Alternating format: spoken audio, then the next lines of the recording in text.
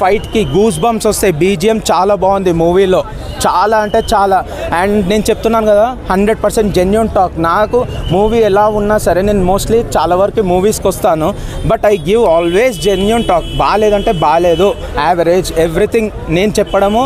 ఎందుకంటే నాకు అంటే నా వ్యూస్ చాలామంది చూసి, మా ఫ్రెండ్ సర్కిల్లో వాళ్ళు నా ఏమంటారు రివ్యూస్ చూసి మరి మూవీస్ చూసే వాళ్ళు ఉన్నారు. అందుకే నేను ఎవ్రీ టైం పాజిటివ్. ఆఫ్టర్ చూసి వచ్చినాక నా రివ్యూకి కరెక్ట్ టాలీ అయిందా అంటే 100% టాలీ అని వాళ్ళు చెప్తుండే. డ్యాన్స్ మూమెంట్ ఎట్లా?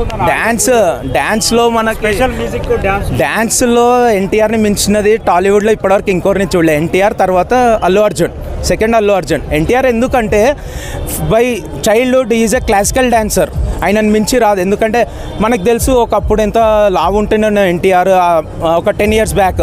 సో ఆఫ్టర్ దట్ అంత లావు ఉన్నా ఆయన అంత బాగా డ్యాన్స్ చేస్తుండే. జాన్వీ కపూర్ ఎక్కువసేపు లేదంట కదా సినిమాలో. జాన్వీ కపూర్ ఎక్కువసేపు లేదు. ఎలా ఉంటుంది మనమే చెప్పాలి, ఎందుకంటే ఫస్ట్ టైం మన తెలుగు ఇండస్ట్రీలో వస్తుంది జాన్వీ. సో డైరెక్టర్ గిట్ ఏంటంటే తనకి ఎలా పర్ఫామ్ అవుతుంది, ఆడియన్స్ ఎలా యాక్సెప్ట్ చేస్తారని చిన్న గ్లింప్స్ ఇచ్చిండు, బట్ మొత్తం రోల్ ఇయ్యలేడు.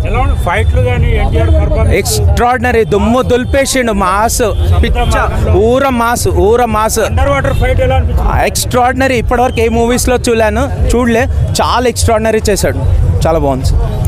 ఎన్టీఆర్ దేవర దీంట్లో క్యారెక్టర్ తీసుకోవాలి. ఎన్టీఆర్ అని ఒక్కడే, కానీ క్యారెక్టర్ అనేది దేవర క్యారెక్టర్ హైలైట్ అనిపించింది.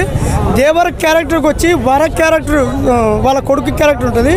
దేవర క్యారెక్టర్లోకి వచ్చి ఇంకా న్యాయం చేశాడు సినిమాకు, అది హైలైట్. దీంట్లో కొరటాలకు 100కు 200% న్యాయం చేశాడు, హైలైట్.